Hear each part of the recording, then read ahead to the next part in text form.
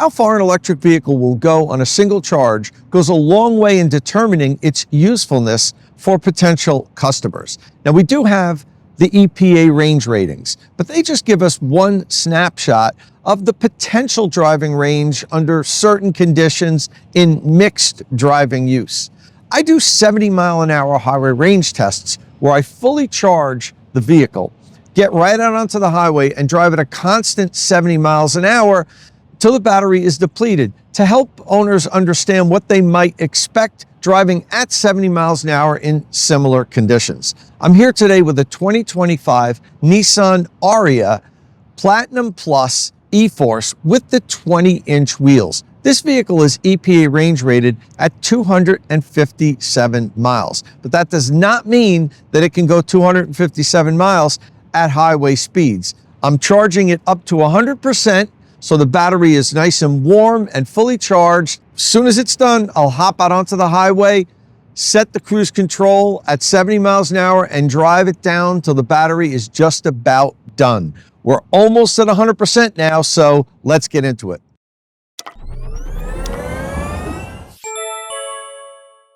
All right, well, we're all charged up, and I am out on the New Jersey Turnpike driving 70 miles an hour. And as you can see, I'm driving with Nissan's hands-free Pro Pilot Assist 2.0, although I will say it has been cutting in and out. Like, it'll tell me I've got to put my hands on the wheel for a couple of miles, and then it allows me to take my hands off the wheel. So I don't know if the roads here, the New Jersey Turnpike, aren't mapped properly for a Pro Pilot Assist, but it's been a little sketchy so far, but it's currently working, which is why I'm hands-free here, and keep my eyes straight forward though. So I always like to talk about what I do to set up the vehicles when I do my 70-mile-an-hour highway range test so that it's fair. So first of all, I'm driving on the New Jersey Turnpike on the same route that I always take. It's relatively flat. There's not a lot of elevation change. I go up and down the turnpike, I turn around and come back in long loops, and I try to finish up very close to where I started to negate any elevation change or even wind that could be blowing in one direction. But as I said, there's not a lot of elevation change on the New Jersey Turnpike. As for the vehicle, the first thing I do is set the tire pressure to the proper tire pressure, and I'm glad that I did. Well, I always do this with the cars, but the vehicle was way off. Usually when I get these on loan from the fleet management systems, they have the tire pressure dialed in pretty accurately, but this was way off. And I do like how the Ariya tells you in the display what the tire pressure should be. Usually you've got to look in the door jamb, and I don't even know if everybody knows that the tire pressure is in their door jamb on a sticker, but makes it really easy for you. You know exactly what you should be because it's on that display. So I have that set at 41 pounds, which is what it's supposed to be for this vehicle.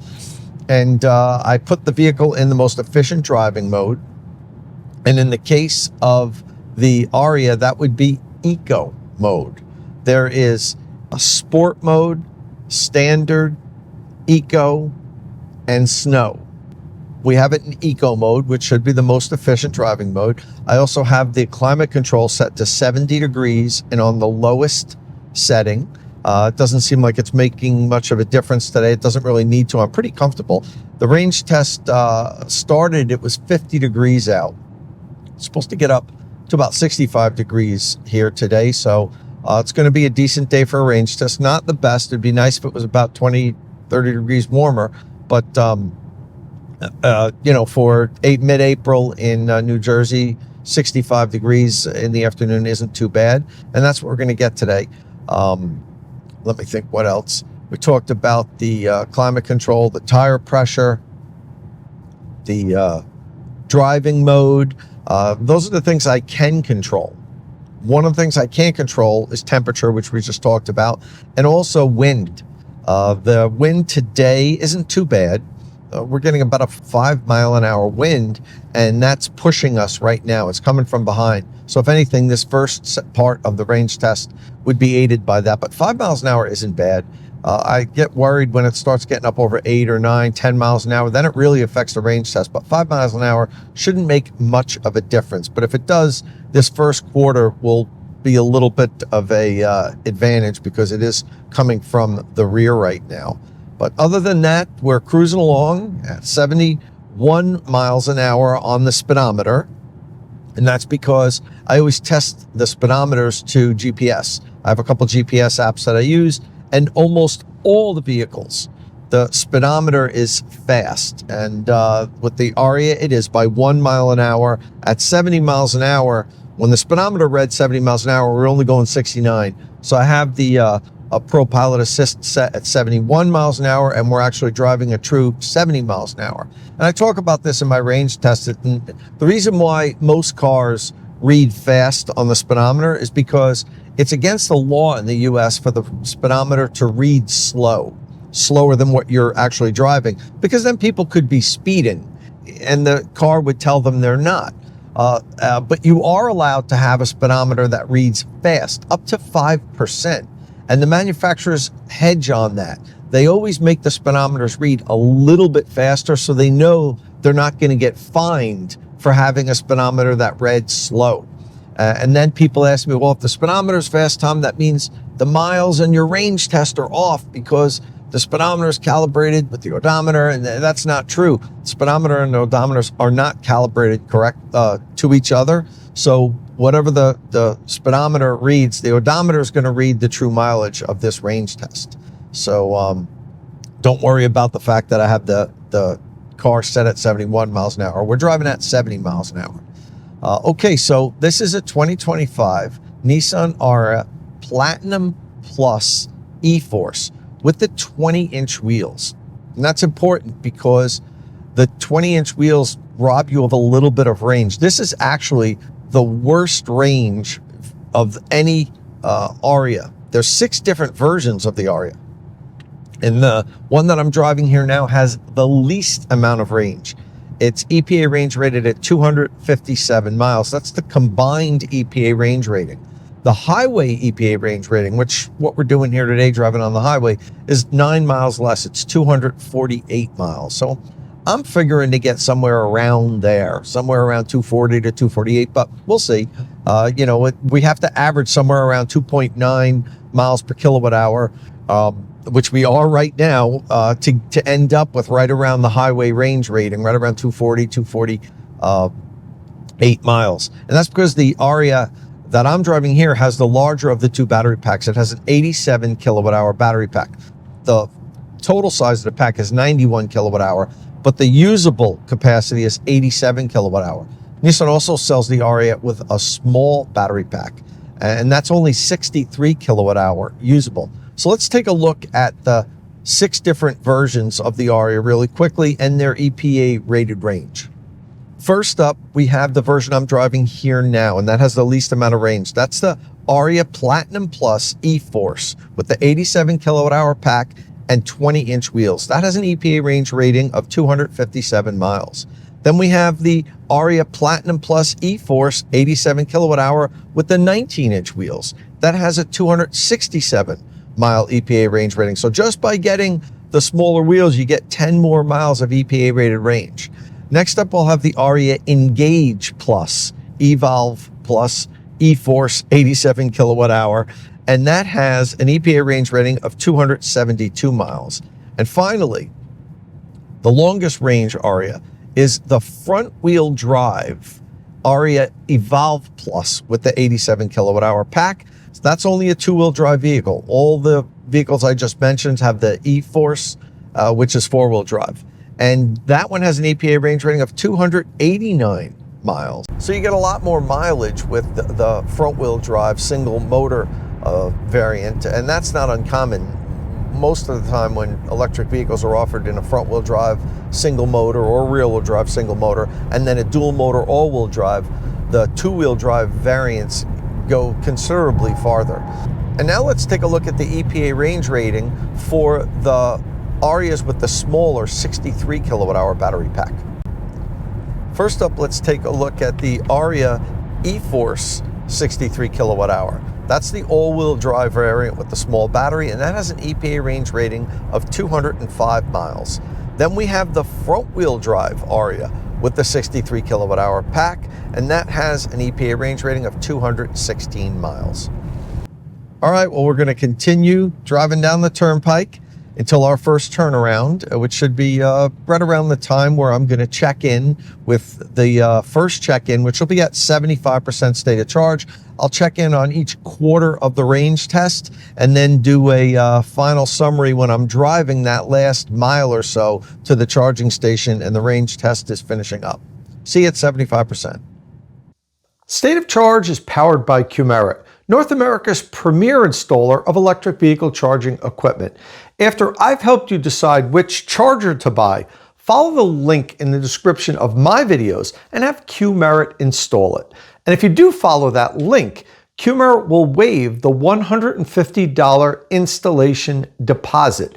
But this is an exclusive offer for State of Charge followers. So in order to get that offer, you must follow the link in the description of my videos.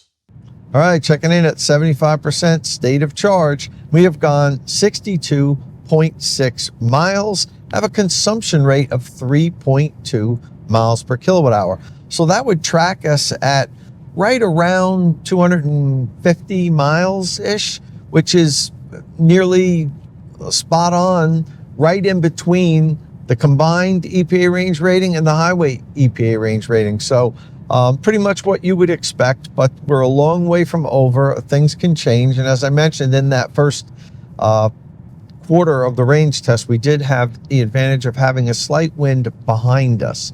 We don't have that wind behind us anymore, but now the wind has died down to only like 3 miles an hour. So I'm not sure it's going to be much of a factor coming at us at a headwind. That's a very mild breeze.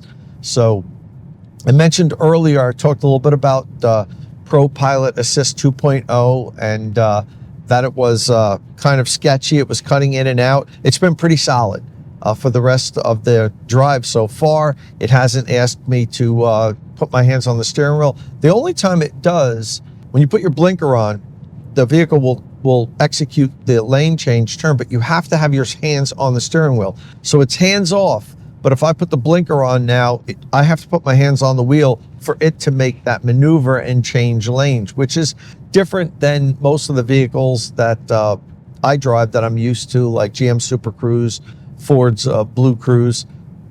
You don't have to put your hands back up on the wheel. If it's a hands-free system and it makes automated lane change, it usually will do that without your hands on the steering wheel. I also talked a little bit about the fact that this is the lowest range Ariya, and it's the highest trim, most expensive one. It also has the wheels, the larger wheels, which get less range than the same vehicle with the smaller wheels, the 19-inch wheels. But it's not just the wheels, it's also that the fact that the highest trim vehicles typically weigh more because they have more options. Leather seats, and this has beautiful blue Napa leather seats, very comfortable too.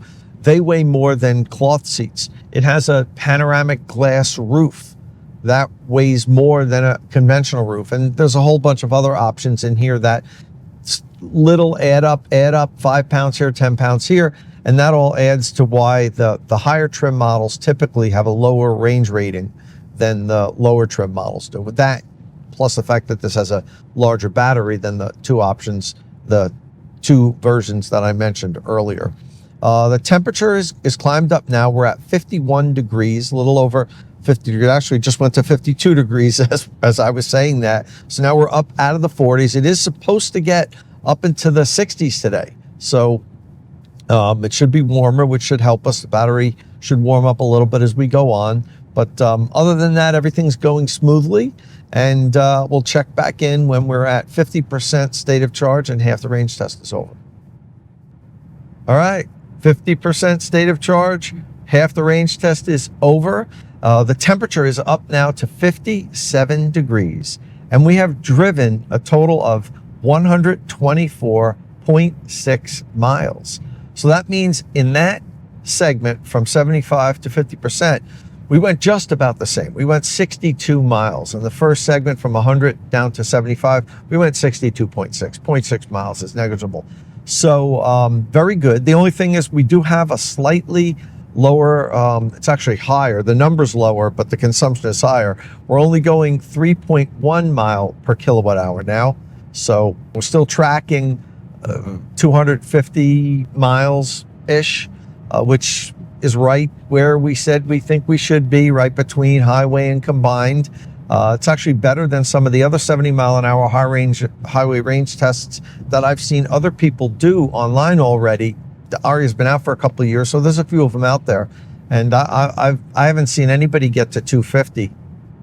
So maybe that fact that today's a really nice day, there's not a lot of wind, is going to help us here. But who knows? You know, things can change later on in the range test. We've seen that before. So I just want to talk a little bit about the driving experience now that I've spent some time in here. Definitely comfortable seats. I really like the layout of the Ariya on the inside. I think it looks really nice. I like this faux wood center panel here with the haptic feedback buttons. I actually really do like that. It's a little bit of a reach. That's the only thing I might say. A little bit further than I would want to reach. One of the things I don't like is the steering wheel. It doesn't go as low as I would like it to. It's weird. I have it in the lowest position, and it's still a little bit too high for me. And I guess I could raise my seat up higher, but I like the seating position of my seat. I don't want to raise my seat higher. But steering wheel just kind of won't go as low as I want it to. So that's a little bit of a niggle. I do like this center console. The center console is power operated. There's two buttons here on the side. And by pressing the buttons, you can move the center console forward or back. And that's kind of a nice feature. The only problem with that, I think, is because of this movable storage container, or I call it storage container, armrest, you don't get any storage in there. You get a little phone charger here in a tiny little compartment, but that's it. There's no deep storage well in the armrest. Forward and backwards, got a nice drop-in cell phone charger, a couple of cup holders. The cup holders are very small. They don't fit my usual coffee mugs. I have like a refillable coffee mug, so I'm not using a paper cup every time I go to a coffee shop. It doesn't fit in here. So it's a very small well here. These should be bigger for sure. But the 10 speaker Bose system sounds really nice. So I don't have any complaints about that. Seats are comfortable. I love this blue interior. I had it on the Optic. I did the Optic range test and charge testing a couple weeks ago, and that had the same type of blue color. That was actually a faux leather. This is Napa leather, real leather. I like this on the inside of the cars, this color. I would definitely get this, kind of like a blue with a dark gray wood trim. I like that combination. It's got the panoramic glass roof. The front section here lifts up. Let me see if I can put that, see, just like that there. Lower down. The back section is fixed, but it's kind of a nice, comfortable driving experience. It's a little more wind noise than I would like, even though it's not that windy. I'm not really getting much road noise from the tires, but the wind noise is definitely maybe a little bit louder than I think it should be, or than it is in comparable compact crossovers like this. It's not a large vehicle. It's kind of in that Ioniq 5, Mustang Mach-E, Model Y class. And of that class, the range definitely is not going to be top of class. Range and lane change assist temporarily unavailable. So it's not going to assist me if I wanted to right now. But you know, the Ariya to me is kind of like, I've thought a lot about who would buy the Ariya. There's so many vehicles in this class, the vehicles I just mentioned, and even Equinox EV that I have. This is kind of like a premium vehicle in that class, I think, as far as you want to talk Ioniq 5, EV9, Mustang Mach-E, you know, am I forgetting them? Equinox, Tesla Model Y. The interior, although this is the top of the line, and it's over 60,000 in this trim, this is kind of like a more upscale version of this type of all-electric vehicle in that segment that I just mentioned.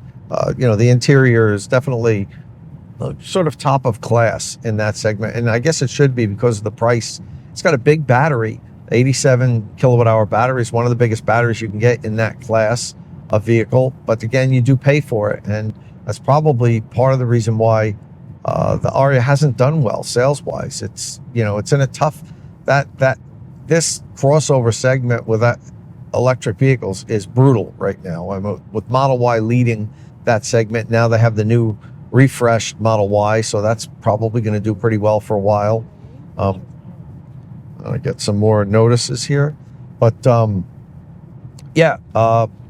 check back in at 25% state of charge, and that'll be the last check-in before the final mile drive to the charging station.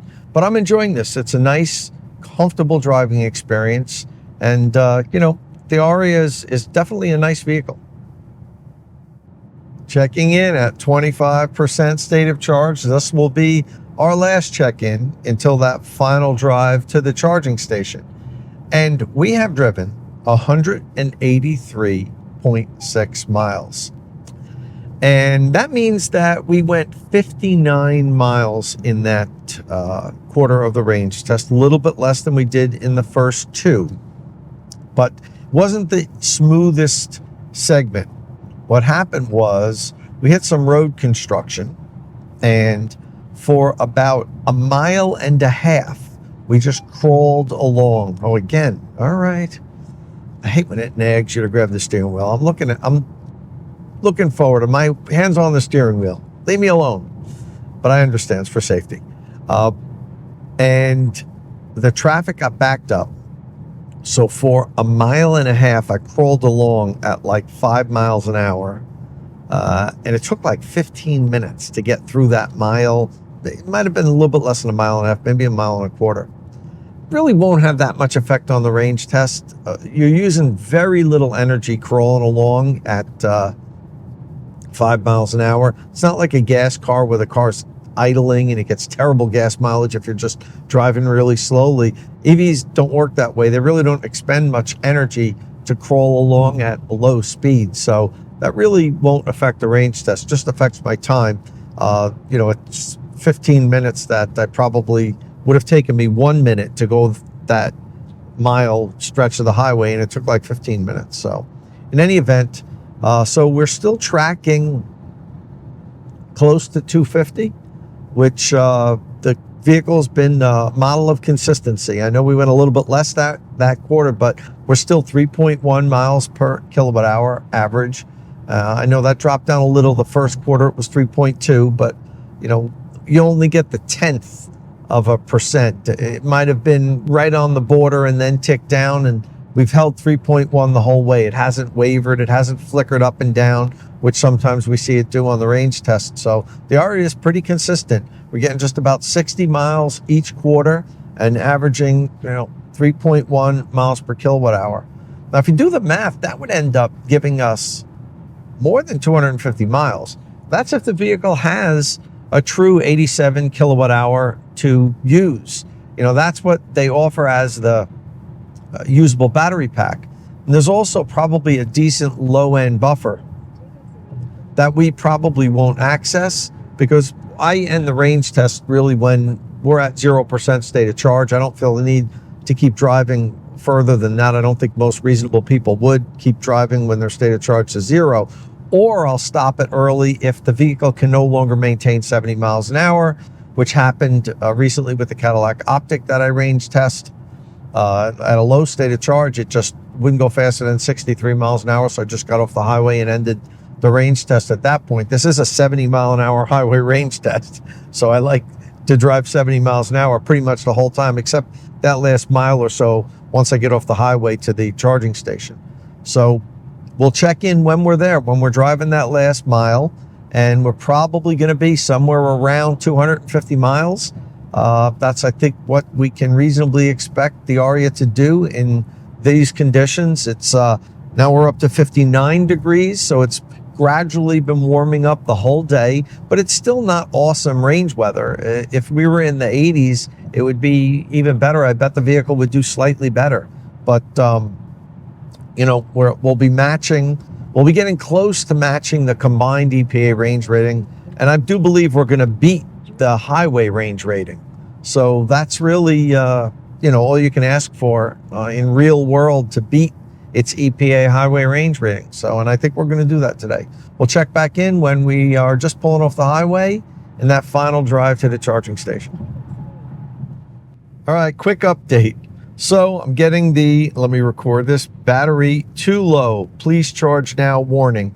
We have 30 miles to our destination, and the vehicle is saying we have 25 miles of range left, and we're at 10% state of charge. So this is going to be fun.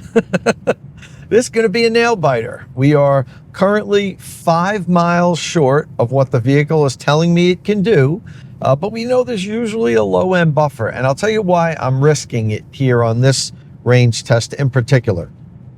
I did a 0 to 100% charging session last night with this vehicle, and I drained it down to 0, even drove about 2 miles beyond 0, and it still had some juice down there.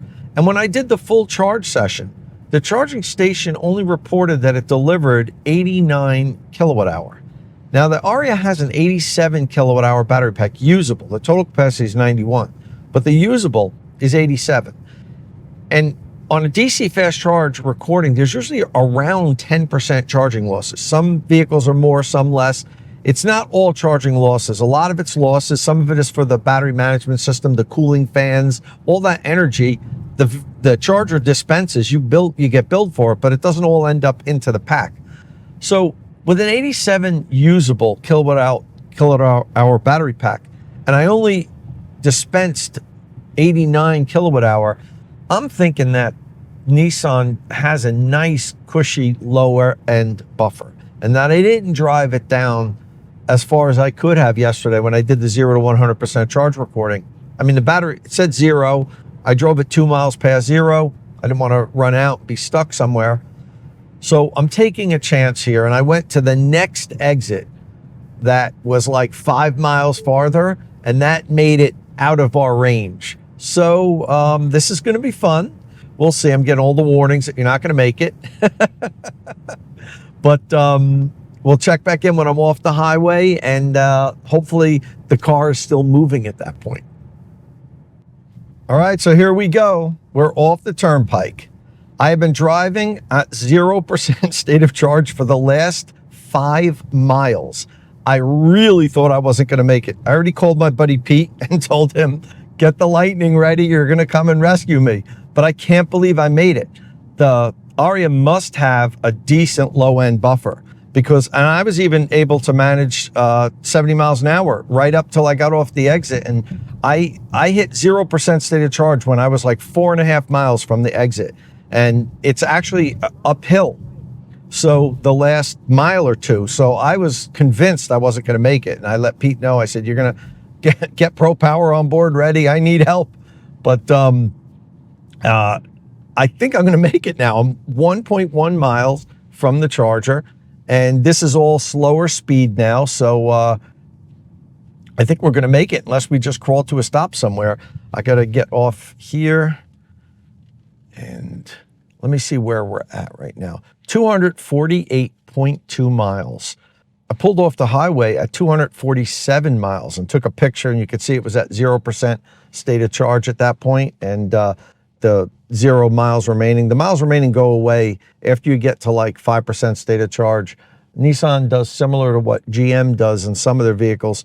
When it gets down to a very low state of charge, they remove the remaining miles, mostly because it's inaccurate. I think they don't want to get sued, but it's a terrible user experience when that just gets taken away from you. You've got your miles remaining your whole trip, but then at the end, when you're kind of cutting it close, they take it away. But I'm sure the lawyers made them do that because there'd be no other reason. It's a really dumb thing to do, to remove that from the driver's display. Okay, so let me see. Now we're 0.8 miles, and I think we're going to make it. We have some decent pedal response still, so it's not like the throttle is so squishy. When it gets down to the very end and you're going to run out really soon, you can feel it in the throttle response because you press it and you just don't go anywhere. It just gradually creeps along faster. But the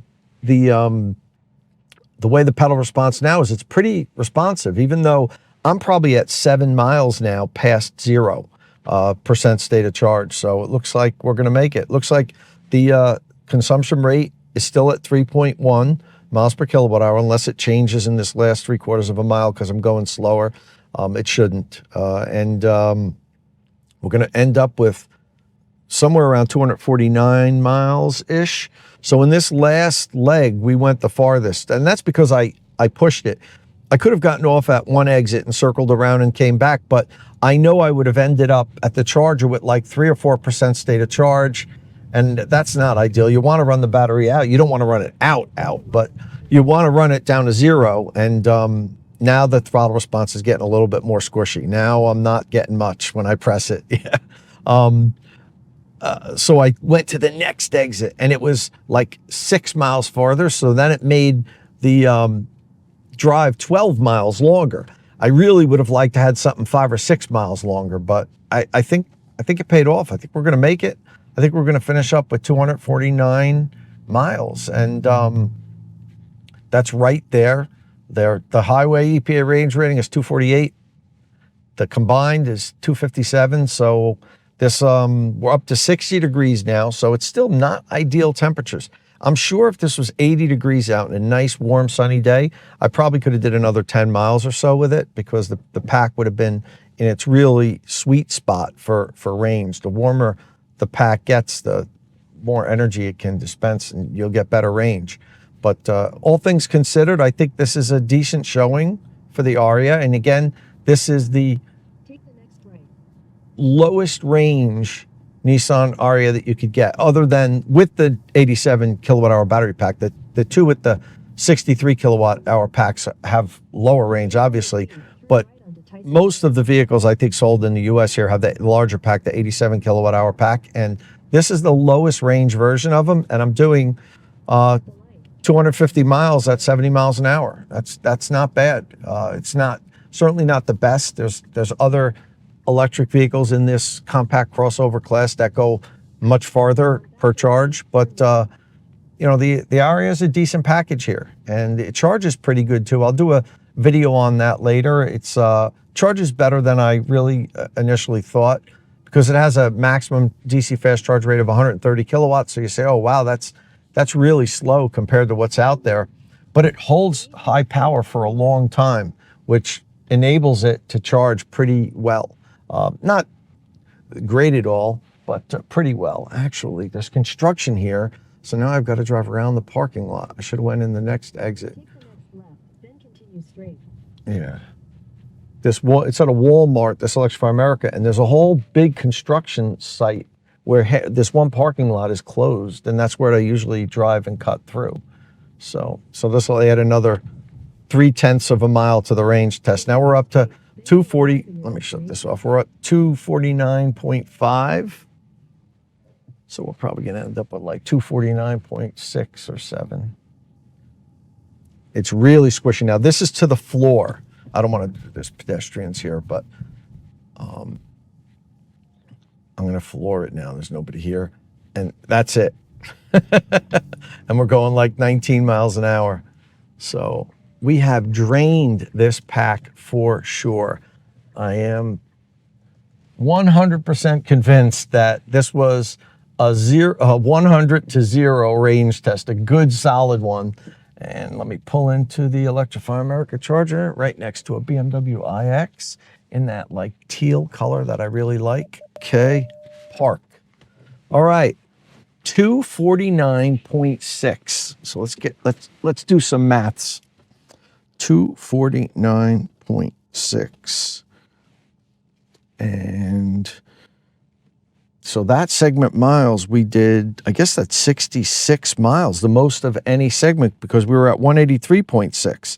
So that's 66 miles, and we ended up with 3.1 miles per kilowatt hour. Let me take a picture of that before it changes. So what do you think? 249 miles at 70 miles an hour for a top of the line or top spec Nissan Ariya Platinum Plus, E-Force, 20-inch wheels. The all-wheel drive, that's the E-Force indicates that it's all-wheel drive. And the plus after the Platinum means that it has the larger battery, the big 87 kilowatt hour battery pack. So not a bad showing. It's kind of what I was figuring would do, somewhere around 240 to 250, right in there. And it was at the higher end, 250, almost hit the combined EPA range rating. And that's not bad when you do that at 70 miles an hour on a day where we were in the 40s and 50s all day. Not a super warm day, not a super cold day either. The weather was decent and the wind wasn't bad either. So that really didn't hurt or help us at all. So let's take a look at the final numbers. Okay, from 100% to 75%, we went 62.6 miles and we averaged 3.2 miles per kilowatt hour. From 75% down to 50%, I went 62.0 miles and we were at 124.6 miles at that point. We're averaging 3.1 miles per kilowatt hour. From 50% down to 25%, we went 59 miles and we were at 183.6 with a 3.1 miles per kilowatt hour consumption rate. And in this final leg, we really stretched it out and ran this battery down, 66 miles driven to end up with 249.6 miles and an average consumption rate of 3.1 miles per kilowatt hour. All right, well, that's all I have here for our 70 mile an hour highway range test on the Nissan Ariya. It's a pretty good package here. Nice and comfortable. I love the appointments on the interior. The price is an issue. It is up there. And when you look at some of the competition in this segment, it's tough. So there's options that cost less and go farther per charge. But the Ariya is unique and it has very comfortable cabin, really nice appointments. It might have the nicest interior in that segment, to be honest with you, but you do pay for that. It is the higher end of the compact crossover segment. So listen, if this is your first time here at State of Charge, please hit that subscribe button and ring the notification bell so you don't miss any upcoming electric vehicle news and reviews. And as always, thanks for watching.